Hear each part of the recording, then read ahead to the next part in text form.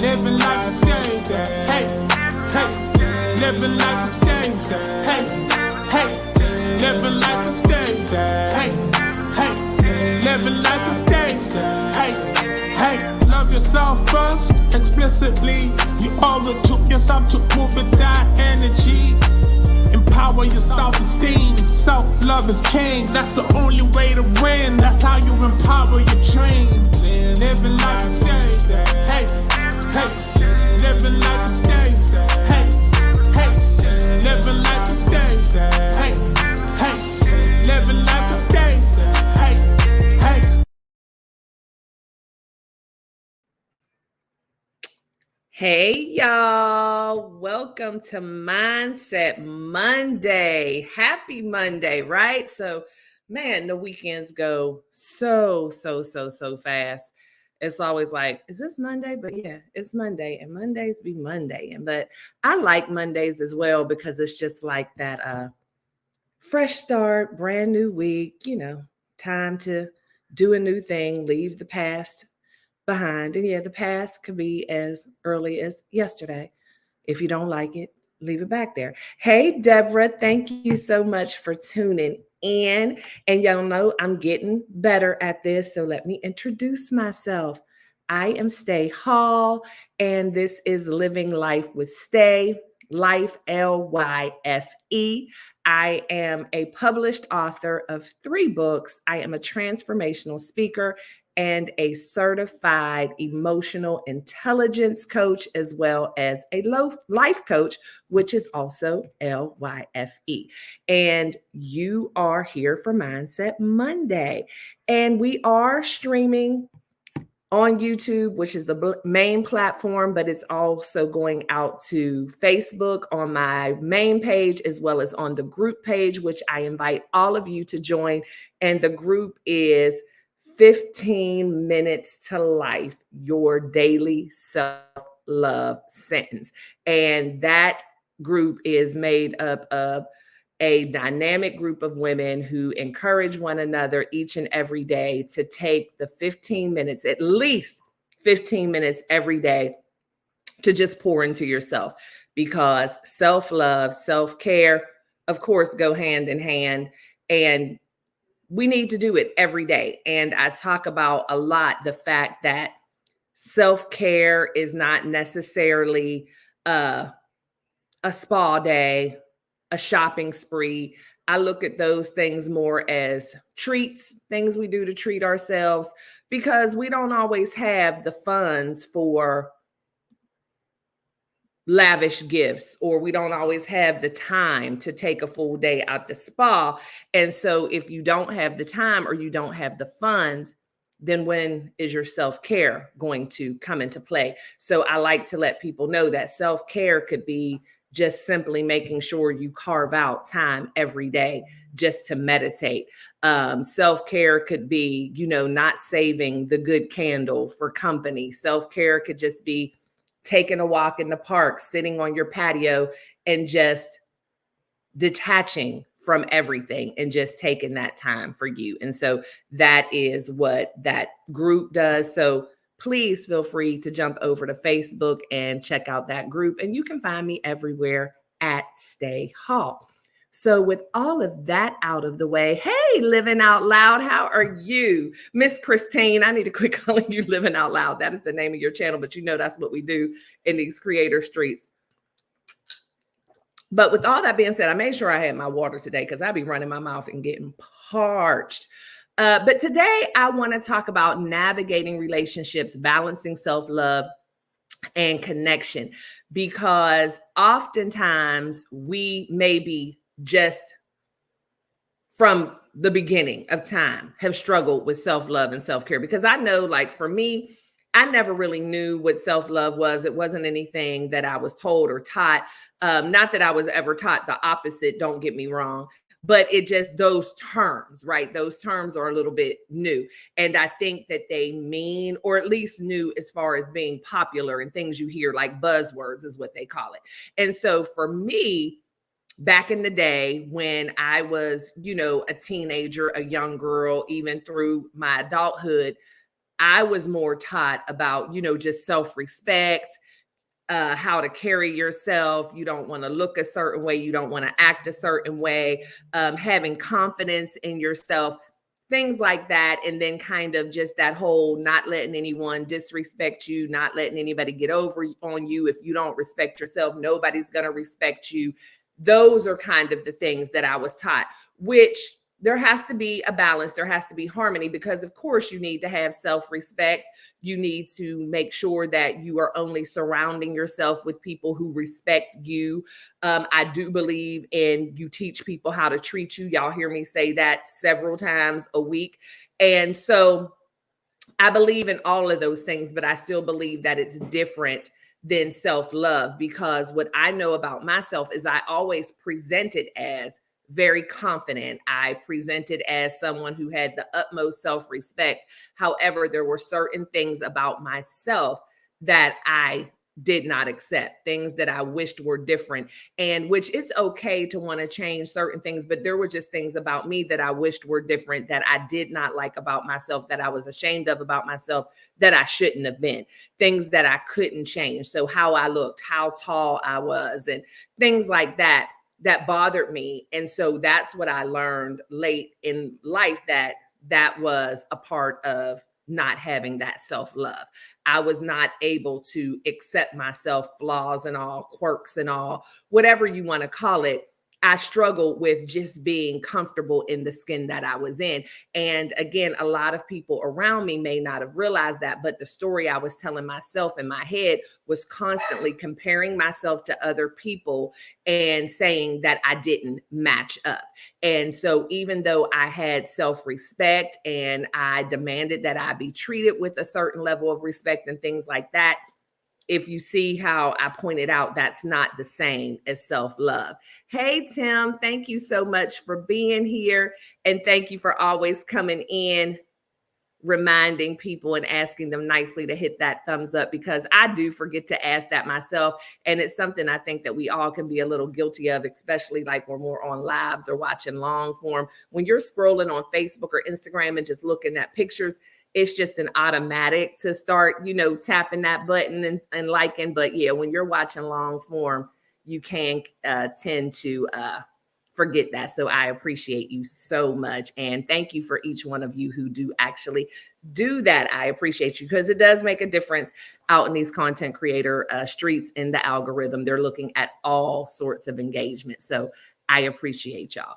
And so anyway, with me realizing that I was able to go through life for so many years, and again, present myself as very confident and present myself as someone who was pretty much put together and really didn't care what anybody thought, which was not true at all. I used to say it all the time, like, I don't care what anybody thinks about me, but it was the exact opposite. I cared what everybody thought about me. And why did I care so much about what everybody thought about me is because I didn't think very kindly of myself. And what I was doing, what was looking like confidence, was actually me in self-preservation mode. Like, well, if I act like this. So I was a very good, actor. I was very good at masking things. And what I was doing is, okay, well, I'm going to act confident. I know what confident looks like. I'm not going to really let anyone know how I'm truly feeling. And if I do this, maybe that'll be enough for them to ignore all these things that I don't like about myself as well. And what happens is people do see through that, and you're not able to hide it quite as well as you thought you were. And when you don't have that self-love, that's how you end up finding yourself in relationships that are not good for you and accepting things that you shouldn't be accepting, right? And so y'all probably like, well, Stae, you just said you had respect and you demanded a certain level of respect. That's what I thought then, because I surrounded myself with a certain type of people. I attracted a certain type of people. And what I would do was, even though I wasn't being treated the way I deserved to be treated, where I would hang my hat at was the fact that I just didn't take it. I fight back. You ain't just going to say this to me for free. You're not just going to do this to me for free. But the real thing is, why am I even in this? But I felt like, yeah, I got it all together because, yeah, he may say this or do this, or she may say this or do this, but I'm coming right back for you. I got something. And so to me, that was self-confidence. That was demand and self-respect. But when you truly love yourself and you truly know what self-confidence and self-respect really is, you don't allow yourself to stay in relationships, in friendships with anybody who is constantly challenging that. It is not a healthy relationship if you are constantly having to protect yourself, if you're constantly having to defend yourself. And that's what I was doing. But because I was good at doing that and I was confident in doing that, like, I'm not scared of nobody, I'm going to say whatever I want to say. You may do. I felt like, yeah, people see I'm confident. But really, the self-love portion came in where if I really love myself, I wouldn't allow myself to be in relationships where that is what I have to do to get respect. I deserve to be respected and treated with kindness and love just because of who I am. I shouldn't have to fight for that. I shouldn't have to defend myself all the time because I deserve it without that. So I hope that makes sense to y'all. But those are the kind of things. Good evening, Kenneth. Thank you so much for being here. But those are the kind of things that we need to look at when we find ourselves constantly in relationships that are toxic, in relationships that are not serving us. And I've had a few people when I've done coaching or speaking or just having conversations one-on-one. And of course, I'm putting the chat up here. I forget about it, but y'all know y'all are welcome to join me. I would love for y'all to join me because I realize I'm not the only one with the story. I'm not the only one with a point of view. So y'all are welcome to join me. And so I have pinned the link to the whatever you call this platform at the top. But anyway, we find ourselves in these toxic relationships and don't realize what a huge part in these relationships we're playing, what it is that we're doing that attracts certain relationships. And somehow we accept bad behavior and feel like just because we're defending ourselves, because we take up for ourselves, we feel like that's okay. And we're still being respected, not realizing that respect isn't something that you should have to fight for. And people say all the time, respect needs to be earned. I'm just not going to give you my respect. And I'm not a person who agrees with that. I think it's the opposite. Respect has to be lost. What is my reason for just off the bat not respecting someone because they haven't earned it? Like, what does one have to do to earn respect? Now, I can tell you a million things easily off the top of my head what somebody could do to lose my respect, but I don't believe that anybody should have to just earn your respect, because what does that mean? And people who say that, in my opinion, are usually people who feel very entitled or people who are suffering from self-love and confidence themselves. And so it just sounds like, something tough to say, like, yeah, you got to earn my respect. It sounds like a real tough guy bully type of thing, because why would someone not deserve respect? And so what I had to realize when I was finding myself in these toxic relationships, surrounding myself with people who I was always having to defend myself, always having to explain myself, always having to fight, always having to be on guard, that it was an issue that I had with me, because some part of me, no matter how small it was, felt that that was the best that I deserved. That was all that I was worth, and that was just normal for life, that people feel like you have to prove yourself. And that's what I was constantly doing, proving myself. And if I felt like I won in the end, if I got my point across, if I won the fight, if I won the argument, then that is where I'm going to have my badge of honor. That's what I'm going to put my worth in. My worth is now in, I'm the girl, I'm the woman the tough one who nobody wants to mess with. I'm the one who you don't want to deal with this mouth. I'm the one where you don't want to catch these hands. I'm that one. And so that is what I was resting all of my worth on. And when you find yourself feeling most comfortable in chaos, when you find yourself feeling most comfortable in discord, then that is a telltale sign that there's something going on with you. And so I am a firm believer that once you get sick and tired of being sick and tired, that's when the change is going to happen. And so there came a point in my life, and I'm sometimes even embarrassed to say how long it was. But again, this is something that I had known forever. Hey, Carrie, how are you? Thank you so much for tuning in. Something that I had known forever, right? This is something that had been normalized to me was, fighting chaos. You defend yourself, and this is how you show up, and this is how people know not to mess with you, and this is how whatever you defend yourself, and that's that. So it was normal for me for a long time until I just realized one day there has to be a better way. And what is it about me? Because my desire within me is to have peace in my life. But for some reason, I'm not finding any peace because I'm constantly surrounded by chaos and confusion and having to prove myself and having to explain myself and having to fight for myself. And I decided that most of these relationships that I have in my life are not true relationships. We oftentimes attract like people. So here I am, someone who is broken and confused and not having self-love. Hey, Tori, dealing with people who are broken and confused and not having self-love, taking advice from people who are broken and confused and not having self-love. And the funny thing about it is, as soon as you even mention or try to bring up the conversation of this isn't right, I can't continue to do this, that's when they start acting like you're crazy. Oh, so you think you too good, or what you trying to, what you trying to do? You think you better than me? Those are the things that we hear.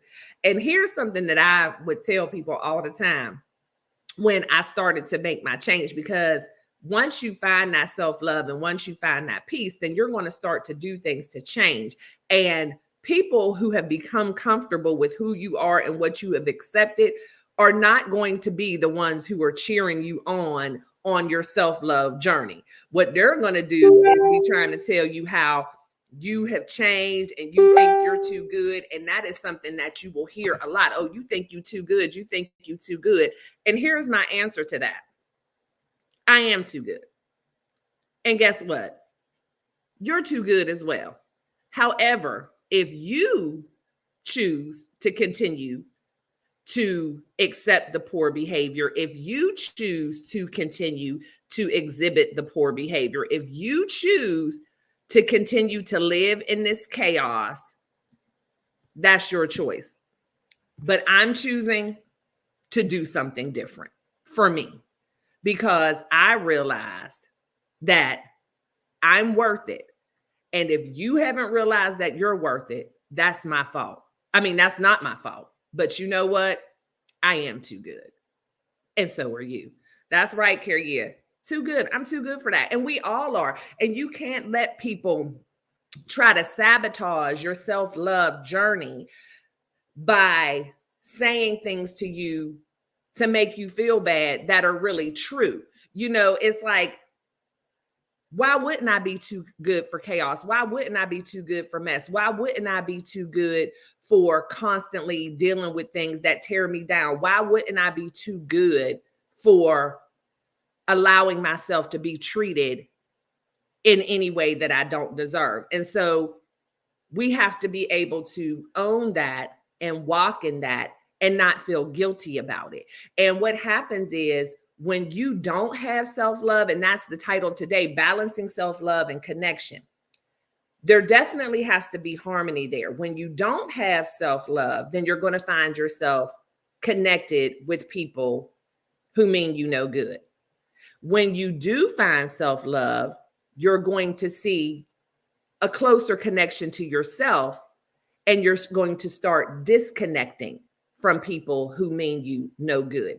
And so it's a whole transformation in life where everything for you is going to start to look different because you are now different, because you are seeing yourself from a different lens, and you are now starting to truly love yourself and realize how the behaviors that you were exhibiting, the relationships that you were continuing to foster, and the situations you were allowing yourself to be in were no good for you, and realizing how you are worth so much more than how you were even treating yourself, let alone how you were letting others treat you. And so as you start to realize these things, you're going to start to act differently.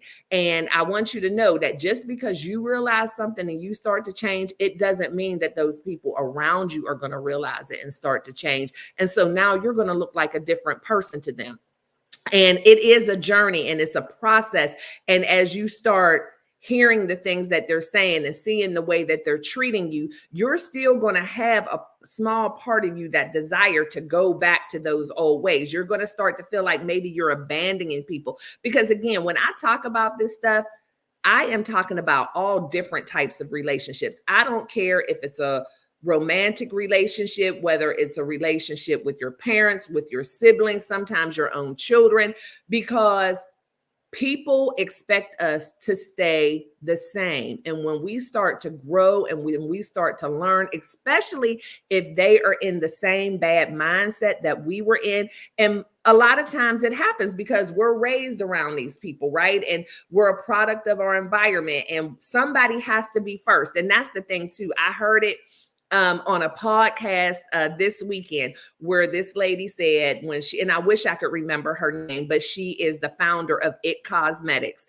And she said when she started to change and do things differently from her family, and she started to have these aspirations and dreams to, you know, do bigger and to do more, that her family would always call her crazy. And she, even to this day, and she had to be corrected by someone and said, yeah, they would call me crazy as a term of endearment. Well, calling you crazy is never a term of endearment. But again, it's about the mindset and how we're conditioned. Well, thank you, lawn lifters, and hello to you.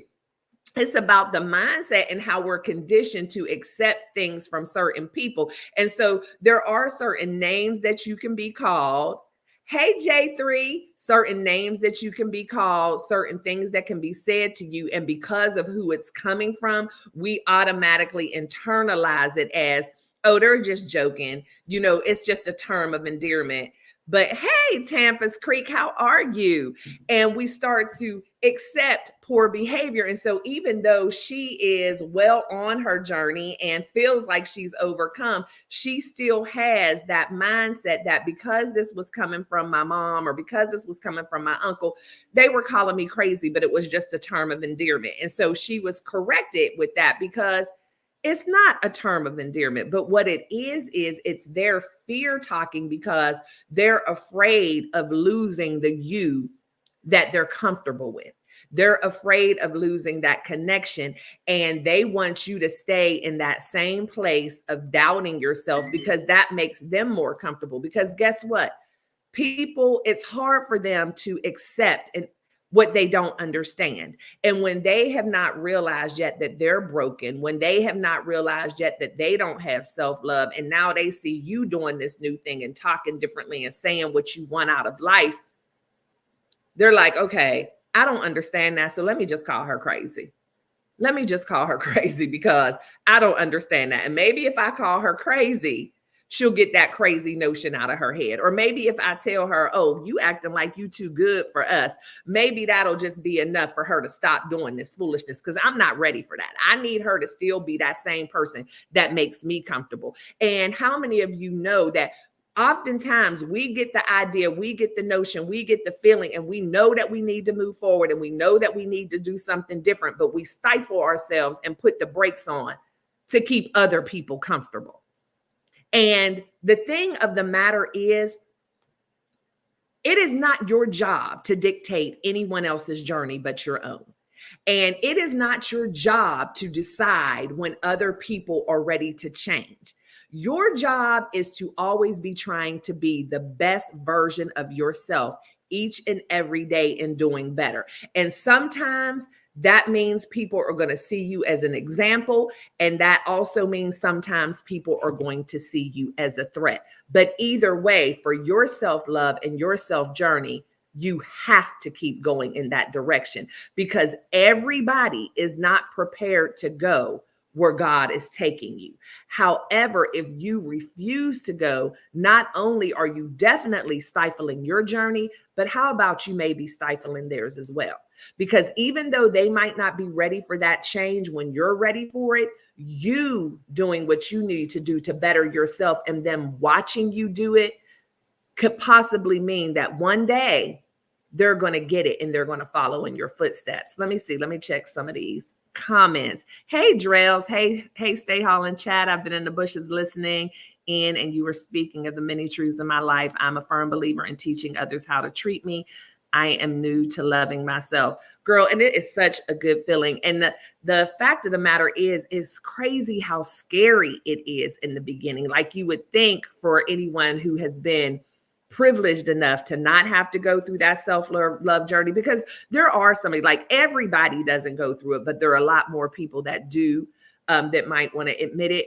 But it is so liberating, but it can also be lonely at times as well. But the thing is, when you are lonely because you're standing up for you and walking in your truth, it hits a little different. It's like, it's okay. Like, would I rather be accepted by my family? Would I rather still be getting those phone calls of what I'm bringing to the cookout? Would I rather still, have those friends to hang out with? Yeah, it would be fun. It's a little lonely. But when you're around the wrong people and not treating yourself the way you need to be treated and allowing other people to treat you a way that you don't deserve, that's lonely too. There's a difference in just having company and having quality relationships. And some of us existed too long with just having company. I'm tired of company. I need some quality relationships. Because I'm on that journey as well, but I have not even begun to know where to begin. Well, you've already begun because you realize that you're on that journey, right? So like for me, it was years and years and years, not until I was in my late 30s, and that's giving myself grace, did I realize that I needed to be on a self-love journey. And so that's why I wrote this book. And I think I read y'all the intro to this book. It talks about how when I first realized it, it was so late in life that I thought maybe it was too late. But realizing it, just like with anything else, admitting that you have a problem, realizing that there needs to be a change, that's the first step on the journey. And so I tell everybody, you have to go through the steps. So you want to be aware. So once you're aware of something, then you need to hold yourself accountable. And yeah, we need to hold ourselves accountable for not loving ourselves the way that we should have, not for allowing people to treat us in a way that we didn't deserve. Now, make sure that you're clear on what I'm saying. I'm saying we need to be aware. I'm not saying that we need to beat ourselves up about it. I'm not saying that it's anything that we need to be ashamed of. I'm not saying that it's anything that we need to carry with us. We just need to be aware, because until you're aware, you can't do anything. And so you're aware, and then you hold yourself accountable. And that's the piece I was talking about. Accountability does not mean guilt. Accountability does not mean beating yourself up. You're just holding yourself accountable, meaning that I noticed that there was an issue, right? And so now that I've noticed it, let me hold myself accountable. And accountability is the next one, means because now there needs to be some action. And so you're aware. You've already said you're aware, and hold yourself accountable to now bring some action to the party. And so, yeah, so you've already begun, and it's baby steps. It is, because again, I don't know your exact story, but a lot of us, when we go through that, we're not the only ones involved. We have families, we have loved ones, we have spouses, we have children, whatever, who may not be ready for the change. And so it takes some time. It's not anything that's going to happen overnight. I tell y'all, as much as I talk about this and as 10 toes down I am in this journey and refusing to ever go backwards, I still have those days. Sometimes it can just take a text from the wrong person that will bring you back into poor behavior. But the beauty of it is, just like I said, Monday, it's a fresh start. It doesn't have to be Monday. It doesn't have to be the new year. It's the fact that if you get another opportunity, have another breath in your body, you have the opportunity to make a new decision. And so you may have texted me and maybe I responded in a way that that's not what I want to do anymore. Guess what? Just don't respond anymore. You know what I'm saying? It's like, don't beat yourself up about it because you were conditioned to behave a certain way. And sometimes it's not even that you responded in a way that was wrong, like somebody reaches out and you cuss them out, because maybe that's what you need to do because you haven't done it. Maybe it's just the fact that you responded at all, because some people, they need the cutoff game. And again, I want you to always consider the fact that, you know, you're not being mean, you're doing what's necessary. And sometimes you're doing a favor to them as well. Let me see. I want to make sure I'm not missing anything. I see a lot of everybody saying hello. So thank y'all for greeting each other. I love this family. Hello, Wellness. How are you, beautiful? Thank you for joining us. Okay, make sure. Growing what I eat. Hey, thank you for being here. I said hello to Kenneth. I'm trying, y'all, not to miss anybody. And so Drell said, I had to weed out those still desired, the unhealed me. Yes, the healed me is of no interest to them. I absolutely love my peace. I do not miss the dysfunction and chaos that they brought to my life. Girl, yeah, about that. I'm telling you, there are people who will prey on the unhealed you and don't want you to forget it. They will bring things back up all the time. They'll talk about things that you did in 1988 like you did it yesterday. They will say things. This is what I've had some people from my past life say about me because of what I do.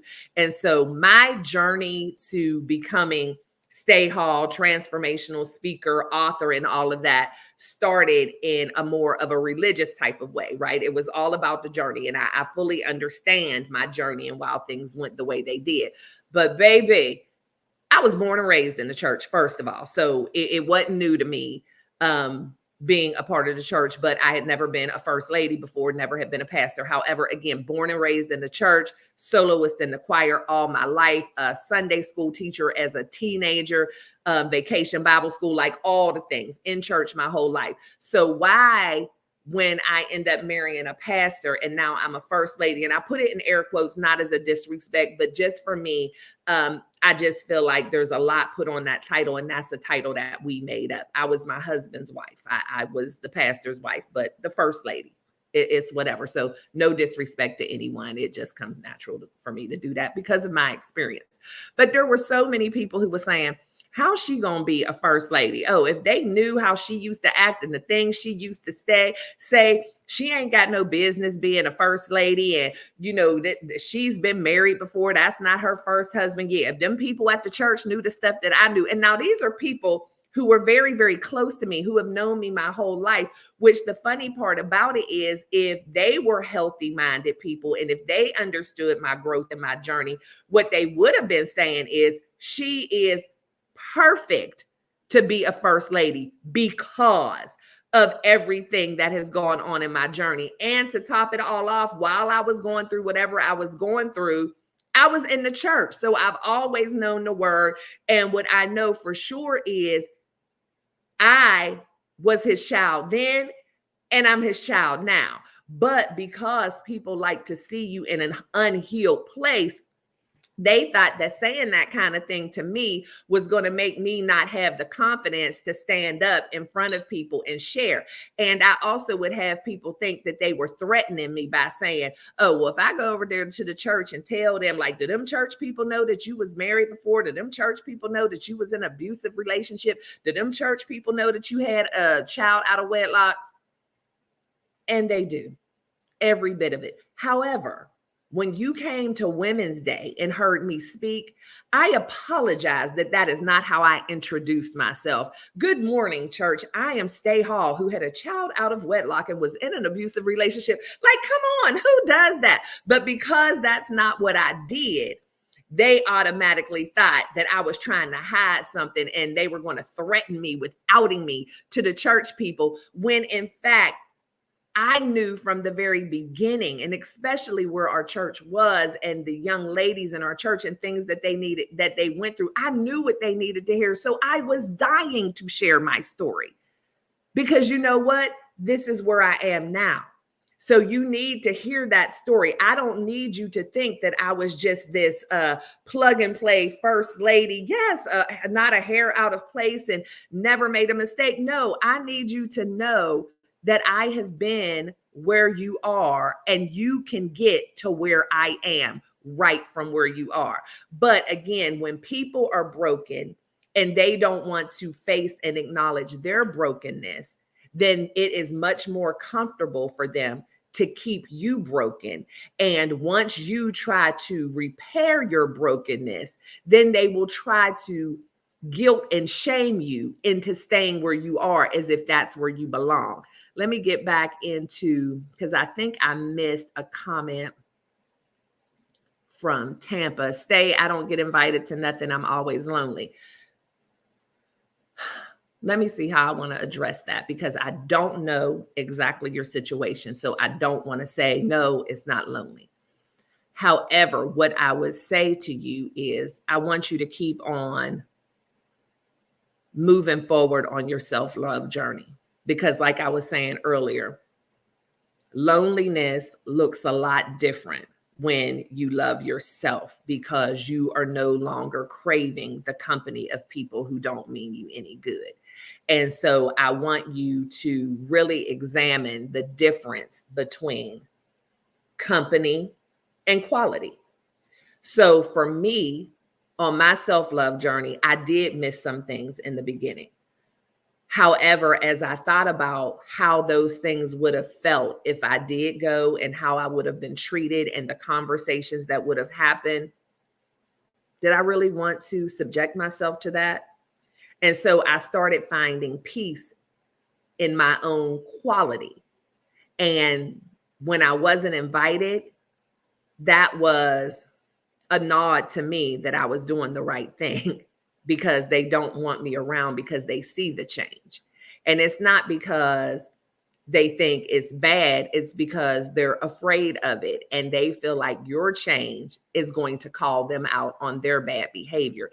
And so you have to start learning to enjoy your own company, because that's when you'll start to attract like-minded people. Start to enjoy your company. Start to do the things alone. Do them afraid. Whatever it is that you think that you're missing, do it by yourself. Go out to eat by yourself. Go on the solo dates. Go to the movie by yourself. Read a book. Just start to enjoy your own company. Start learning who you really are, because a lot of times when we've suffered from that lack of self-love and we've allowed ourselves to stay in toxicity for too long, we don't even know who we are. We like what they like. We do what they do because the family said that we going to the family reunion every 4th of July and we going to meet at the elevators with the red t-shirts on. That's what we did. But we got to think about it. Did I even like that? Or because the husband, said, I need you to do this. This is what we're doing for the company. I need you to go to this event and I need you to do that. Did we even like that? So start enjoying your own start enjoying your own company and spending that quality time with you and learning what you really enjoy. And as you do that and start getting out and exploring, you're going to start to attract people. And again, if people that you felt like you were in toxic relationships or family members, do not be afraid to create your own family. DNA makes you related. DNA does not make you a family. A family consists of people who love and appreciate and support you. You can create your own family. And family doesn't have to be big. I tell anybody, if you have 1 or 2 good friends, that's all you could ever ask for. And so some of us, again, in your toxicity and your chaos, you just get used to being around a lot of people and a lot of things. And it's not necessary. Let me see. And again, hey there, Big Rooster. How are you? Be safe driving. I appreciate you for tuning in, going my bike ride training. And okay, well, thank you. That's what I need to be doing, girl. I'm getting ready to go on vacation. And so this is how I rationalize things. I was on my health journey trying to do the right things, but I kept getting distracted because I had so many events, so many things to do, right? Company, and I cook all the time, y'all. And I was like, it's going to be so difficult to try to maintain this. And I could have done it. You know, it's just excuses not having the willpower. And so now a lot of my big events are over. I don't have any company that'll be coming in to stay with me probably until the summertime. And I said, you know, so I can do it. But girl, now we're going on vacation. And I'm like, oh, I'll just wait till we get back from vacation because I don't want to deprive myself of anything. It is just excuses and the lies we tell. J3 said it was not the people's business until you were ready to tell it. Absolutely. And the thing is, I'm going to tell. It doesn't matter. But I didn't have to. You're absolutely right with that as well. I didn't have to. But the thing is with me, like, don't tempt me with a good time. I love to share my story. I will tell it to anybody who will listen. And I don't care what you use it for. You can use it for gossip or you can use it for self-help, but I'm going to tell it if I think that it is something that can be helpful. Oh, I think Drells was saying the same thing. Okay. You've already began by acknowledging you are worth it. Yeah. And it's hard and it can be lonely. But like I said, we really have to start to enjoy our own company, because that was hard for me in the very beginning because I was so mad at myself. Like first I got mad at people, like, how dare you have treated me like this for so long? And then I got mad at myself because how dare I allow myself to be treated like that? And then when I decided to do something about it and I started removing people from my life, I got lonely. And then I got confused. Like, what am I lonely? What am I caring for? Because they're not calling me or inviting me. They didn't mean me any good anyway, but it was just what I was used to. So it just took me taking that time to sit with myself and go through the hard times and do the work that I needed to do for me until it all became comfortable. And again, every once in a while, that negative thinking still creeps in because it's years and decades of that. And so it's going to take some time. I strive to live in the moment now, not later. Yeah, I'm like that too.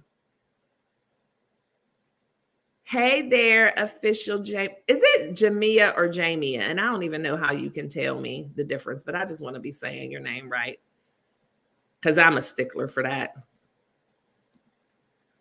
You keep speaking to my soul and my mind. Well, I'm glad. And that's the kind of thing that I love. As long as I have even just one person saying that something I'm saying resonates with them or has, confirm something for them, then I know I am on the right path. I'm looking over here. Hey, Shantae, how are you? Thank you so much for joining. Y'all know how the deal is. So I have 3 different screens I'm looking at, trying to make sure that I'm catching everybody.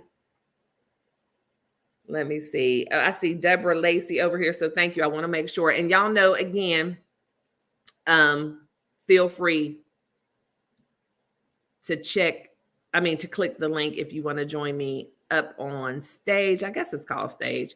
Supported you, brother J3. I thought I was already supporting you. Okay, yeah. So make sure too that we support.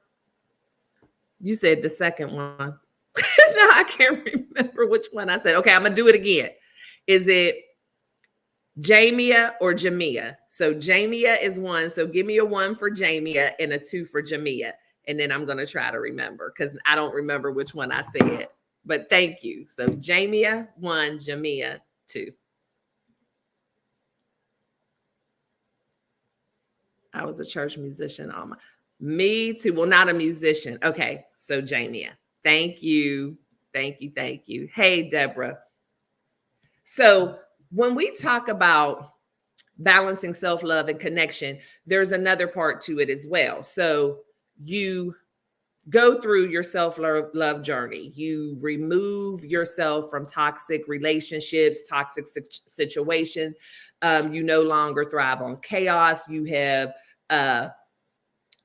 accepted yourself, flaws and all. You're no longer comparing yourself to other people. You're no longer a people pleaser.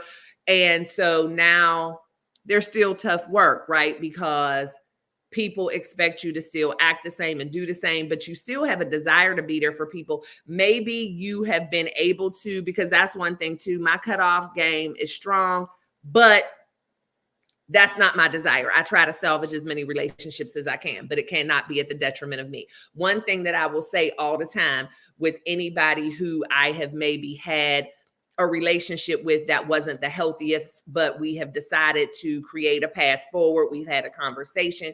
We have a mutual respect and we want to try it. Because again, cutting people off is definitely my last resort, but I have just realized that it can be necessary and it's healthy. But again, not just like I'm living just to cut folks off. So anyway, if I have a conversation with someone, I'm open, honest, and candid, and we decide that we want to continue to have a relationship, we've opened the door of reconciliation. One of the main things that I say, because people have the tendency to say, I just want us to be back the way we were. Definite red flag, not doing it, because the way we were is what got us here. And so my thing is, if you are going to, on your journey, continue relationships with people who might not have been the best for you, but you want to give them that grace, you want to give them the opportunity, you want to introduce yourself to them, never allow a relationship to go back to where it was or to pick up where we left off. What we need to do is create a new relationship with hopefully 2 new people. And so what can happen with that is, so you have this toxic relationship with this person or people, and you then decide that, okay, this is what I'm telling you that I need from this relationship. And this is the only way that I'll be able to move forward, is if we can definitely wipe the slate clean, but we have to move forward with new behaviors, with new intentions. And sometimes people will agree to that until. And so you have to be aware of whether or not they just agree to that because they just want you back the way you were, or whether they truly mean it. And the first sign that you see of that old behavior is when the cutoff game needs to be in effect, because you are not there to change anybody. You are definitely there to extend grace, to give opportunities, but it can't be at your detriment.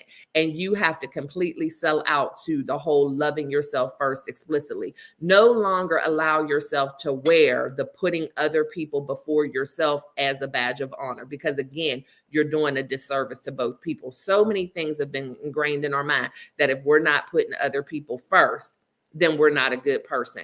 And that's not true. I can't say it enough.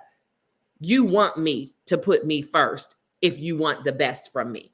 Because if I'm constantly putting you first, then that means that I'm always lacking. And at some point, what you're getting from me is not going to be what you deserve, because you have not allowed me to get what I deserve. So don't let people try to manipulate you into thinking that you're selfish, to manipulate you into thinking that you don't care about them because you can't always put them first. Because if you put yourself first enough, there will be times when you can easily put other people first because you're good.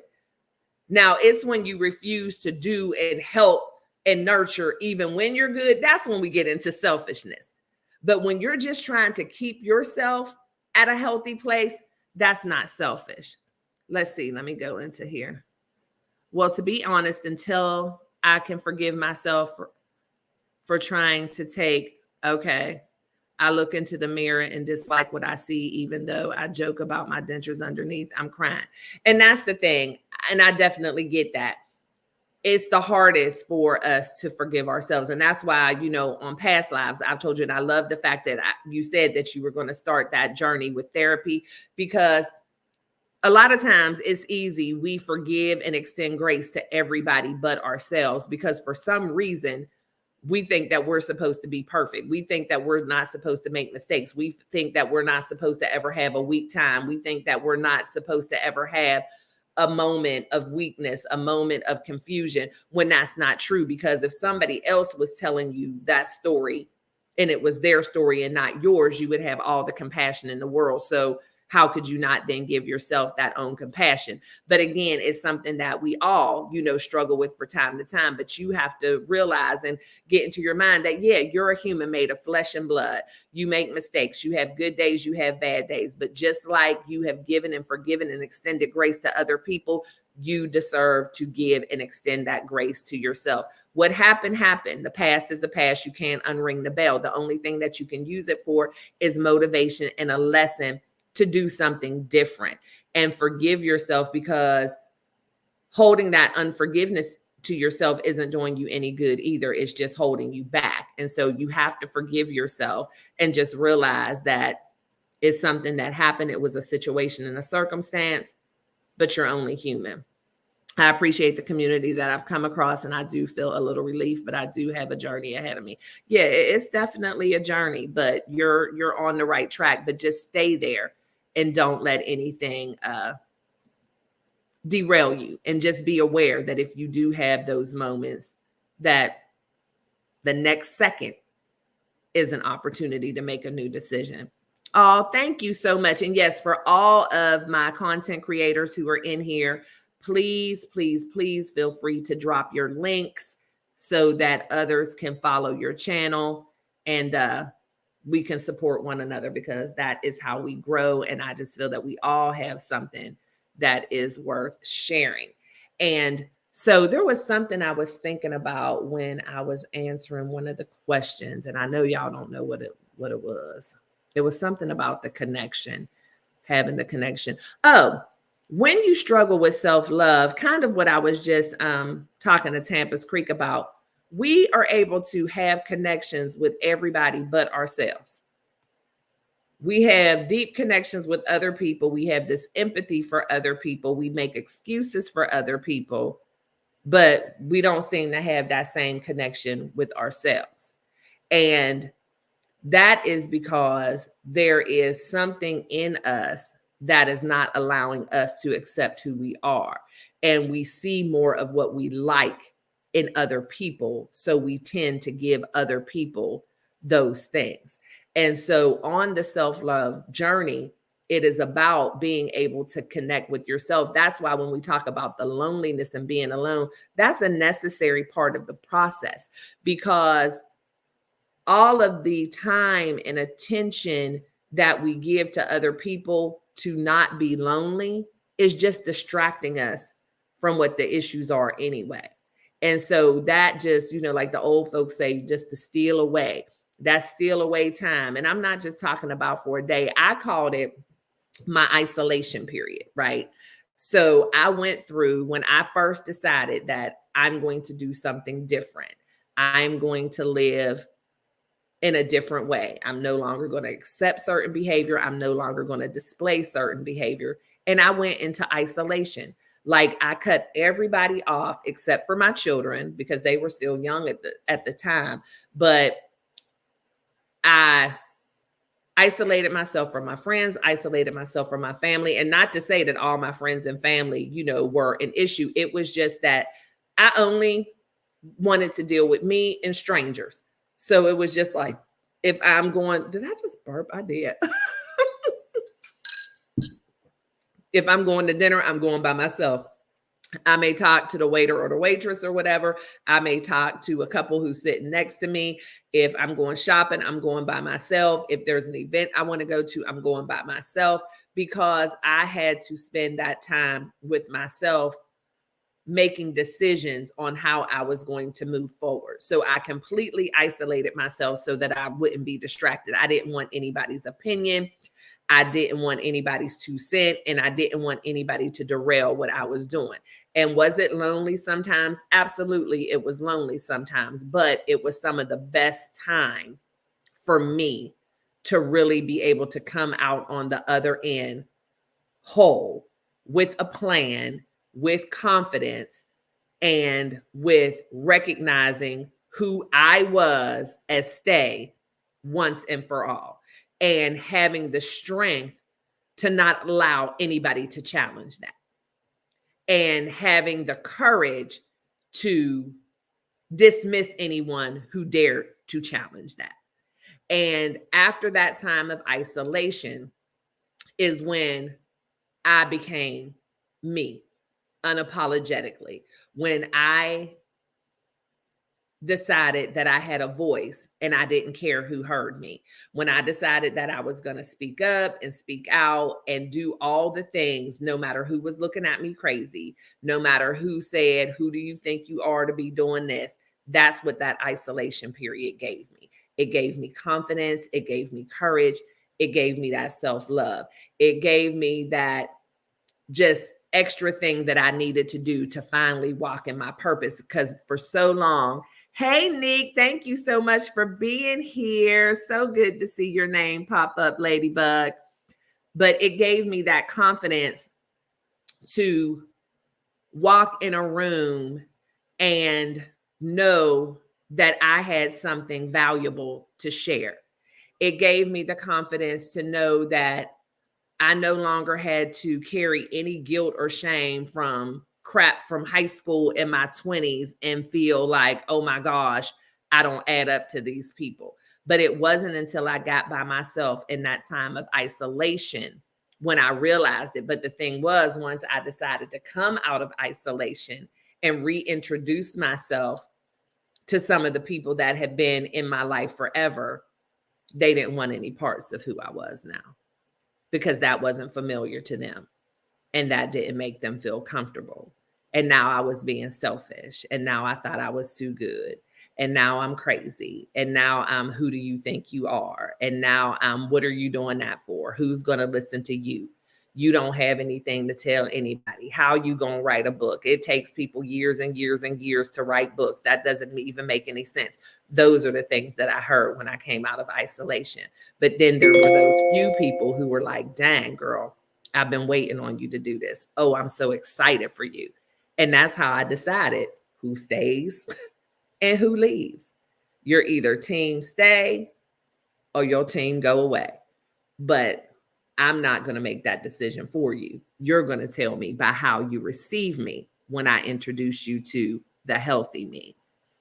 After losing my husband, first of all, so sorry to hear that.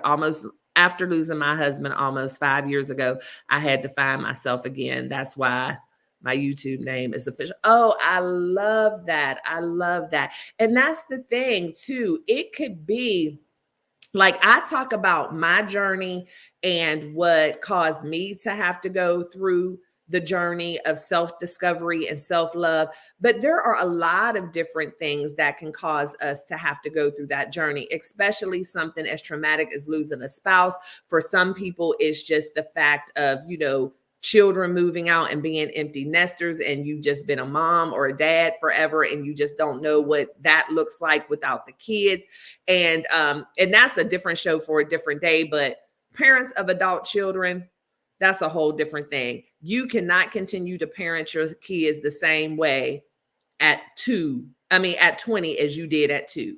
You cannot continue to parent them the same way as 40 as you did at 14. We have to start learning how to parent adult children. But sometimes, again, maybe we started having kids young. We have quite a few kids, and that's all is kids, or you've been a wife or maybe a housewife. And so you have to go on that journey to find out who you are, because as women, quite often we do just absorb a character, or we absorb a title. I'm mom, I'm wife, I'm daughter. And that's what we do. And we've never really taken the time to find out who we are. And then once we find out who we are, now, as I was saying, we have to start introducing this person to these people who have just known us as mom or daughter or whatever. You know what I mean? Does that make sense? And again, the link is up there if anybody wants to join me. I want to make sure that you know that the floor is open. I'm just so passionate about this. And the first thing that I decided to do was write the book, because that was the safest for me at the time. And once I wrote the book, of course, that's when the speaking engagements start to come and everything. And so for a while, I was able to just to hide behind this book. And I'm like, it's a devotional, like nobody's really going to make a big deal. It's not like it's the story of my life, but people wanted me to come and start talking about it. And so then I had to go through another journey, like, girl, this is steps. Like, you can't just do this thing and then just say, okay, I'm done with it. And that's what happens a lot of times too. As we're going on this journey, we don't realize that there's levels to this, right? And so once you start showing up, you're going to be called to task to do greater things. And each time there may be that self-doubt that creeps in, those voices from the people from the past, the voices in our own heads, and the stinking thinking that we have. And you are going to have to remember that you are a different person, and it is okay to show up as the new and improved you. And it takes some time. It's difficult. I still, struggle with certain things and just wonder, am I equipped for what it is? But I know I am. I know I am. Those are just moments of doubt, but I never let it keep me in a place of self-doubt. But I like sharing those things as well, just so that you'll know as you're on your journey, it happens to all of us. And don't give up and don't think, well, this is just how I am, and maybe I'm not worthy because I keep doubting myself. No, that's just a part of the process, because it's different to you too. Even though you are who you are authentically and you're trying to walk in that purpose, you've been conditioned to do something a whole different way. But when I tell people, or what I tell people is, whenever you are possibly confused about your purpose, if you have lost yourself and you're trying to get back in touch with who you really are, if you are trying to find out what mark it is that you're really supposed to make on the world, allow yourself to go back to that 7, 8, 9, 10-year-old you. What did he or she want to do?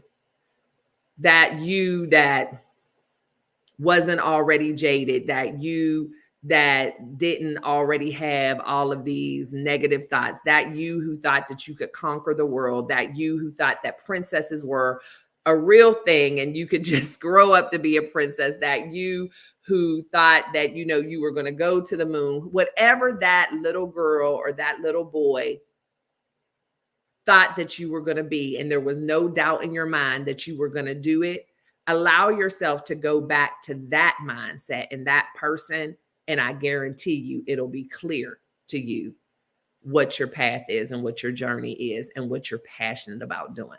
Because I know for me, I joke with y'all all the time, I am the original creator of the podcast, because as I was that 8, 9, 10-year-old girl talking to the neighborhood out of my bedroom window, singing all the songs, doing all the commercials, that's who I was supposed to be. That's what I was passionate about. You could not tell me that I was not going to be doing exactly what I'm doing now. But then life happened and I lost sight of that. And then it seemed impossible. And then other people told me that I couldn't do it. And people said that I wasn't ready. I didn't have the education. And who's going to listen to you? You've already messed stuff up too much. You're not going to be able to do that. And so I lost sight. And then I tried to conform to, well, just where do I fit in then? If I can't do what I believe I was meant to do, just where do I fit in? How do I survive? And I was in survival mode for years. And so once I decided to get out of survival mode, once I started to live my life, L-Y-F-E, love yourself first explicitly, I went right back to little 8-year-old Stae, talking to the people out of my bedroom window, and realized that's what I was always meant to do. That's a passion that I've had since I was a little girl. That's what makes me smile. That's the thing that has stuck with me at that time now for 35, 40 years. And I'm not going to give up on that now just because I've had a few more birthdays, because that's still who I am. But life happens. Oh, yeah, exactly. Exactly. I mean, and there are stories out there like that. And so that was my biggest thing with running for your life, speaking to that woman 40 and above, because I do believe that it's the Gen Xers and the baby boomers who we didn't really get the self-love and you're worth this. And, there's no fault or no blame. You do what you can do. And that's what I was getting to earlier. And y'all know I be talking all over the place. But when I was talking about earlier, when people start to think you're crazy, you're not crazy. You're just first. You're first. You're the first person in your circle. You're the first person in your family who's decided to put yourself first. You're the first person in your family, the first person in your circle who's decided to do it afraid. And they'll call you crazy. They'll say that you can't do it. But no, you're not crazy. You're just first. And there's nothing wrong with being the first person. Because again, those of us of certain generations, the tools and skills weren't there. So maybe you're going to have to be that first person of that generation in your family to do something different. Because now the message of self-love and everything is out there and it's acceptable, but it's still strange to a lot of us. A lot of us feel like we're only worth something if we're doing something for somebody else. But just consider the fact that maybe doing something good for you is doing something for somebody else, because somebody is always watching you, whether you know it or not. Somebody is always trying to emulate you. Someone is always watching what you're doing and wishing that they can do that or learning from what you're doing. And so if what you could give someone is showing them what it looks like to live a healthy life, if it is to show them what it truly means to love yourself, flaws and all, then do that. And realize that you're doing a good thing, because everybody doesn't have that. And don't let anybody make you feel like you're selfish because you want to do something good for you, because doing something good for you is also doing something good for somebody else. And I believe that with everything in me. I know because people have told me how my story has helped them and how the things that I say have given them the courage to do something different, the courage to break free from a toxic relationship, the courage to get from under chaos, the courage just to do something different and be the first one in the family to not just settle for this is what we do, because that's what we've always done. I think a lot of times about, hey, Lisa, how are you, beautiful? I think about a story that I know is not authentic to my husband and he didn't create it. He was just the first one that I heard tell the story. So I like to give him credit, but I don't want nobody saying, girl, I heard that on TikTok. But my husband told a story one day when he was preaching about a young girl who was tasked with making Easter dinner for the family for the first time. And so she was about to make the ham. And as she took the ham out and was washing the ham and she's getting ready to put the ham in the pan, she was getting ready to cut off both ends of the ham. But before she did it, she decided to ask a question. And again, a lot of us of our age group and older didn't ask questions. So it took the younger generation to ask the question. And so she said to her mom, hey, this is my first time making a ham. I'm just curious, why every time you make the ham, you cut both ends off of the ham? And she said, you know what? I really don't know. That's just how your grandmother did it. So I did it. So you're going to have to call your grandmother. And so the girl called her grandmother and asked the same question. You know, Grandma, how come every time y'all make ham, you cut the ends off the ham? And the grandmother said, well, I just cut the ends off the ham because my pan wasn't big enough for the ham. Period. No real reason, had nothing to do with how you cook it. And so then the mother, who knows what size pan she had, she just automatically cut the ends off. But that daughter, that new younger generation, and I think I cut the story short, it might have even been more generations than that, but whatever. But the point of the story is, don't be afraid to be first. Don't be afraid to be the one who asked the question. Because sometimes it is just something as simple as the pan was just too small. It doesn't mean that your ham's not going to cook right. It doesn't mean that the ham's not going to be good. It doesn't mean that that meat on the ends isn't good. So now we had 2 generations of ham wasters because grandma's pan was just too small, but no one dared to ask. Don't be afraid to ask. Don't be afraid to challenge. Don't be afraid to ask someone, why do you treat me the way you treat me? What is it about me that makes you think that you can talk to me that way? Why is it that our family can't have a discussion without hollering and screaming? Why can't we maybe try to do something different? Don't be afraid to be first. You're not crazy. You're just first. And a lot of us on the self-love journey have realized that something wasn't quite right for a long time, but we just kept enduring and kept on pushing through because that's just how it always is. Grandma talked to my mama like that, so that's how my mama talked to me. It's not okay. It's not okay, because everything that's said plants a seed, and it's hard to pull those out from the root. Once that takes root, it takes years and years. And so what we have done, a lot of us who are on the self-love journey, we have allowed ourselves to be in relationships that we then had to heal from. And so by you being bold enough to take that step to go on your self-love journey, you can be the first one who doesn't have relationships with people that they have to heal from. Don't let yourself be the reason why someone else is not loving themselves. Be that person who can pour into other people, even if no one else poured into you. Be that person who can acknowledge and encourage somebody to be themselves. And that is truly having that connection with others. Don't be afraid to say no. Don't be afraid to say, I'm doing something differently. Love yourself enough to protect your peace, no matter who you're protecting it from. So I have talked and talked. Y'all don't have no more questions for me. I guess I done put y'all to sleep, but I hope that I helped somebody today. And if not, I know I definitely help myself, because that's one thing too. It is a journey every day. And I tell anybody, when it comes to my books and different things that I do, I know that they are definitely things that have been given to me by God, because I can pick up this book at any time and look through the certain weeks and read them.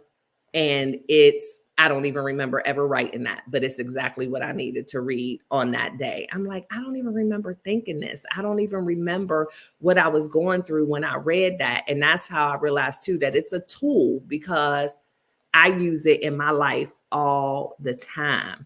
Let's see what Jamia said.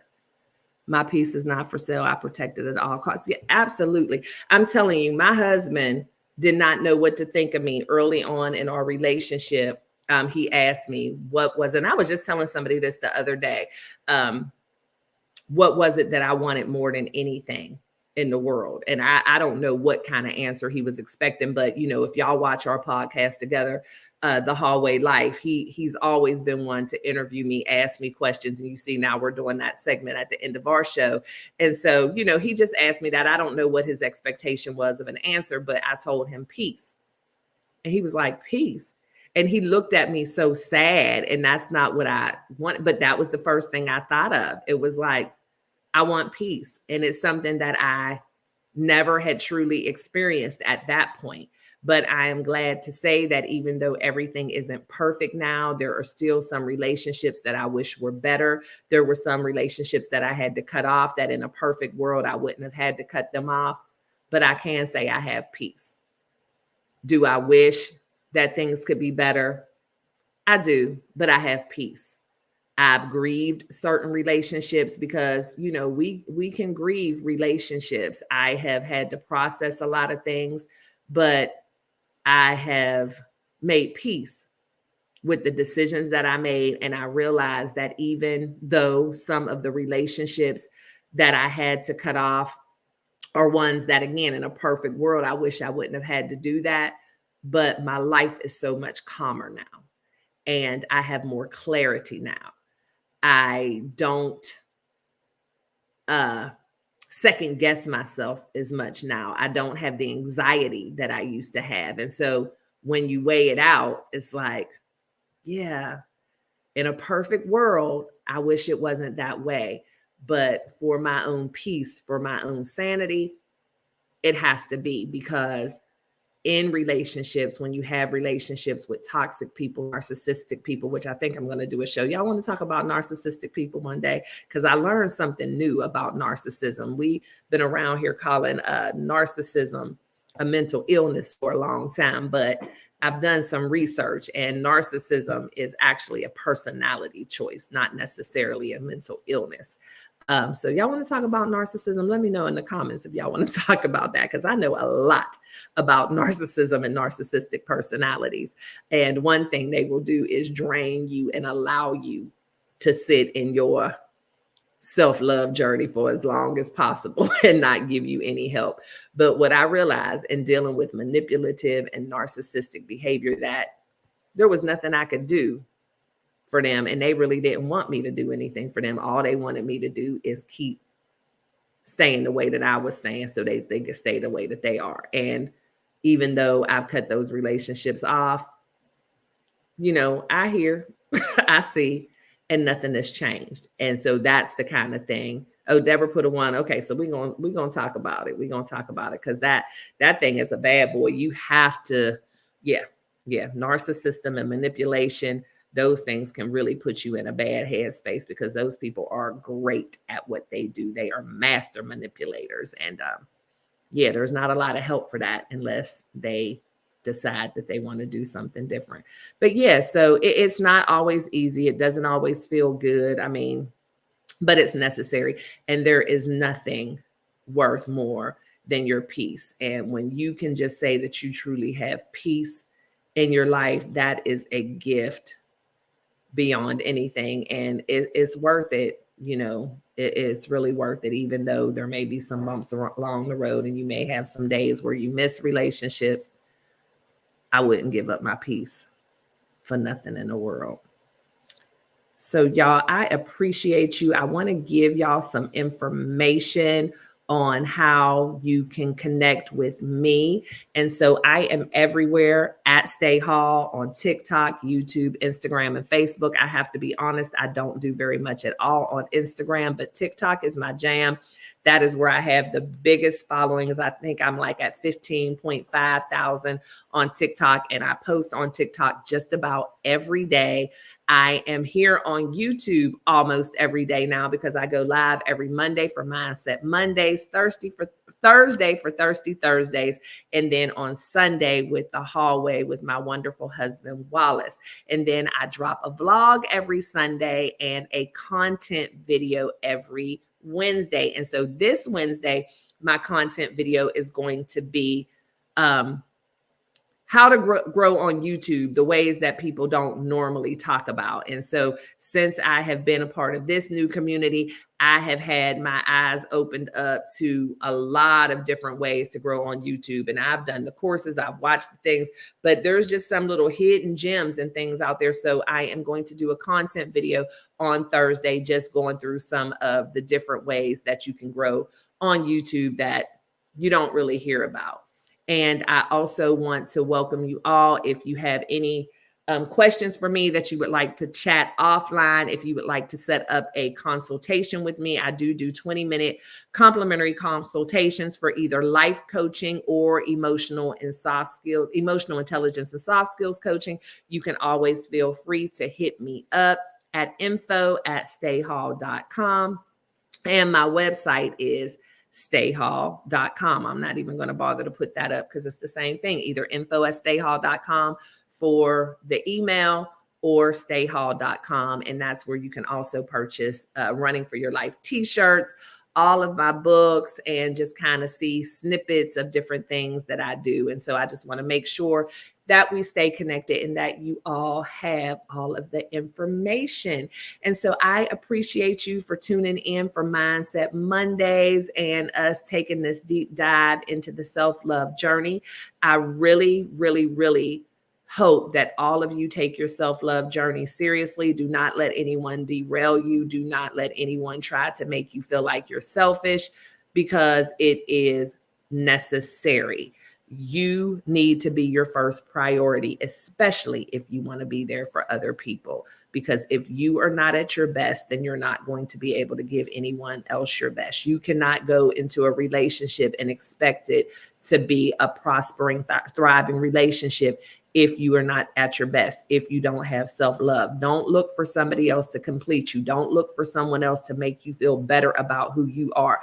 Go into the relationship at your best, because when you don't, one of two things are going to happen. You're either going to wear the other person out, and the relationship is not going to last, or you're going to end up in a relationship with somebody who struggles with the same self-love issues that you struggle with, and that's going to be toxic. And so I tell people all the time, do the work on yourself before you entertain any type of romantic relationship or new friendships, because we can be toxic as those as well. No one wants to be the needy person. Nobody wants to be the person that nobody can say anything to.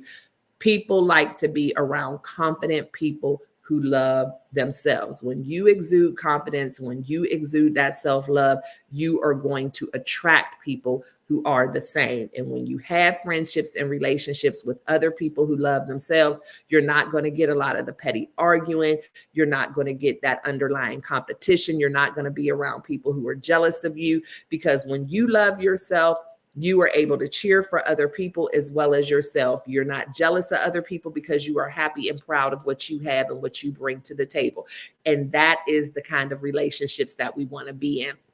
And so I just want to encourage y'all to continue to do the work, continue to have the self-love. Hey, Lacey J. Hey, Miss T. I had the comments on the other thing for a second, and some other people done crept in. Hey, ladies, thank you so much for being here. But yeah, do the work on yourself so that you can have the types of relationships that are going to thrive and be healthy, and so that you're not wearing other people out. Because I'm telling you, if you get into a relationship with somebody who has self-love, somebody who's confident, they may in the very beginning put a lot of energy into reassuring you and telling you all the things and supporting you and dealing with some of your bad behaviors, because when you don't love yourself, it will cause you to behave poorly. And after a while, no matter how cute it may be in the beginning, or maybe how sorry somebody might feel for you in the beginning, that mess gets old. Ain't nobody got time to constantly be babysitting grown folks' emotions. Now, I'm not saying that when you're in a relationship, people shouldn't compliment you and be kind, but if you're constantly needing reassurance, if you are constantly feeling insecure, that will wear somebody out. So you want to be able to have the type of personality, the type of self-confidence, the type of self-love where you can create a strong connection, where somebody is not just constantly feeling like they got to walk on eggshells around you. They have to reassure you all the time. It's not a good look.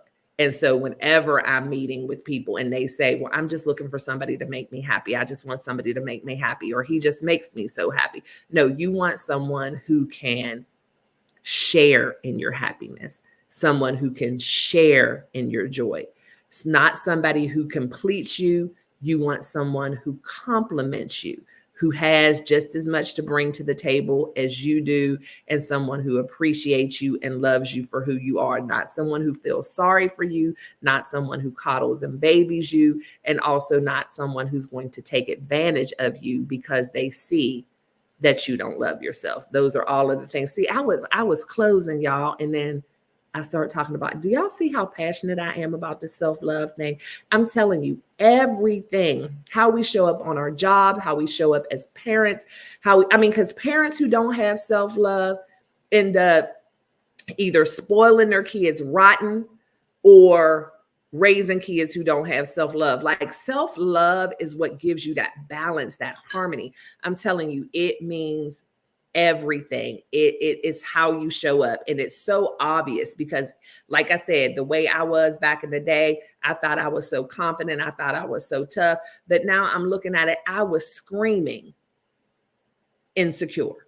I was screaming, I don't have self-love. I was screaming, I don't believe in myself. Even though I was showing up like, who gonna check me, boo?